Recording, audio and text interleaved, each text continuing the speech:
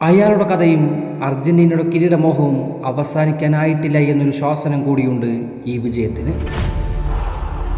കണ്ണും മനസ്സും നിറച്ച് ഒടുക്കത്തെ സൗഹൃദ മത്സരം കൂടെ മോഹനമായ കിളി ശൈലിയിലൂടെ ലോകത്തിലെ അങ്ങോളം ഇങ്ങോളമുള്ള ആരാധകർക്കായി ആൽബസ് സെലസ്റ്റെ ആടി അവസാനിപ്പിക്കുന്ന കാഴ്ചയാണ് കഴിഞ്ഞത്. ഇനി അങ്ങ് അമേരിക്കയിൽ ഇത്തവണയും പുതിയ കൗമാരക്കാരുണ്ട് ഈ നീല ജേഴ്സിയിൽ. നിക്കോപാസ് ബാർക്കെ തുടങ്ങിയ യുവരക്തങ്ങൾ ഉണ്ടെങ്കിൽ പോലും ലോകത്തിൻ്റെ തപസ് ഇന്നും ആയിടങ്കാലിലാണ്. അതുകൊണ്ടാണ് യോദാൻ ഹയർ സ്റ്റേഡിയത്തിൽ 69-ാം മിനിറ്റിൽ മെസ്സിയുടെ സബ്സ്റ്റിറ്റ്യൂഷൻ ബോർഡ് തെളിഞ്ഞപ്പോൾ അത്രമേൽ ആ ഗാലറി ആഘോഷിക്കപ്പെട്ടത്.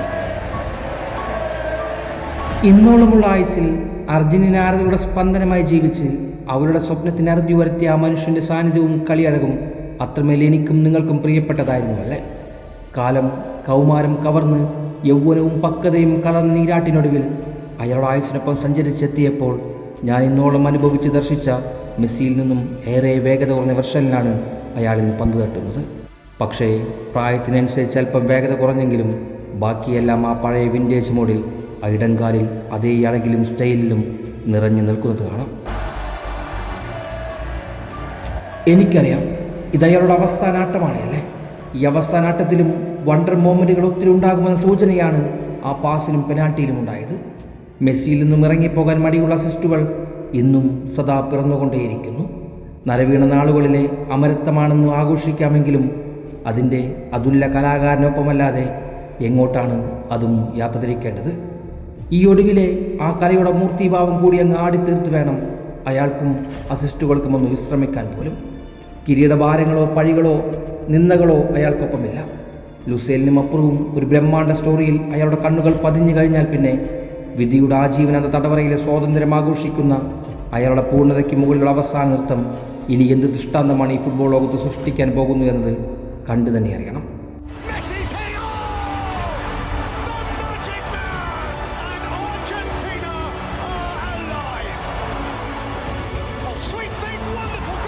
കിരീടം തേടിയാണോ അമേരിക്കയിലേക്ക് എന്നൊരു ചോദ്യം ഇന്ന് അവർക്കോ അയാൾക്കോ തലയ്ക്ക് മുകളിൽ വലം വെക്കുന്നില്ല. കാരണം ഇന്ന് ആ കിരീടം വിശ്രമിക്കുന്നത് പോലും ബ്യൂണസ് ഐറസിൻ്റെ ഷെൽഫിലാണ്. ഇന്നവർ സിംഹാസനം വീണ്ടെടുക്കാൻ വരുന്നവരല്ല, അതിനെക്കുറിച്ച് ചിന്തിക്കുന്നവരെ തീർക്കാൻ നിൽക്കുന്ന ചാമ്പ്യന്മാരാണ്. ഐസ്ലാൻഡുമായുള്ള 3 ഗോളുകളുടെ വിജയം സമ്മാനിച്ചത് മുന്നോട്ടുള്ള അണയാത്ത സന്തോഷങ്ങളുടെ സൂചന തന്നെയാണ്. എങ്കിലും ഇത്തവണയും ഫേവറിറ്റുകളുടെ കൂട്ടത്തിൽ അകപ്പെടാനൊന്നും അർജന്റീനയ്ക്ക് അങ്ങനെ ആഗ്രഹമൊന്നുമില്ല. അമേരിക്കയിൽ കിരീടം നിലനിർത്തുമോ എന്ന് എനിക്കറിയില്ല. പക്ഷേ ഈ അർജന്റീന ടീം വിജയിക്കാനായി മൈതാനത്ത് ജീവൻ പണയം വയ്ക്കാൻ വരെ തയ്യാറാകുന്നു. കിരീടം ഇത്തവണയും നേടുമോ എന്ന ചോദ്യത്തിനുള്ള ലയണൽ സ്കലോനിയുടെ മറുപടി ഇങ്ങനെയായിരുന്നു. കഴിഞ്ഞ ലോകകപ്പിലെ അർജന്റീനയുടെ ആദ്യ മത്സരം ആർക്കാണ് മറക്കാൻ കഴിയുക? ദുർബലരെന്ന് കരുതി സൗദി അറേബ്യയോട് 2-1 പരാജയപ്പെട്ട് മെസ്സിയും കൂട്ടരും തലതാഴ്ത്തി നിൽക്കുമ്പോൾ ലോകം മുഴുവൻ അവരെ എഴുതി തള്ളിയതാണല്ലോ. അവിടെ തീർന്നു അർജന്റീനയുടെ കഥ എന്ന് പലരും വിധി എഴുതി. അന്ന് ഈ ടീം നിങ്ങൾ നിരാശപ്പെടുത്തുകയില്ല എന്ന ഖത്തറിലെ ആ പഴയ മറുപടിയാണ് എനിക്ക് ഇന്നും ഓർമ്മ വരുന്നത്. അതെ, ലുസൈലിൽ എവിടെയാണോ നിർത്തിയത് അവിടെ നിന്നും തുടങ്ങിയാൽ ഇത്തവണയും ബ്യൂണസ് ഐറസിൻ്റെ ഷെൽഫിലേക്ക് തന്നെ ഈ കിരീടവും അലങ്കരിക്കും. അമേരിക്കയുടെ നിലങ്ങളിൽ അർജന്റീന നടത്താൻ പോകുന്ന അത്തരം ദൃഷ്ടാന്തങ്ങൾക്കായി കാത്തിരിക്കുക.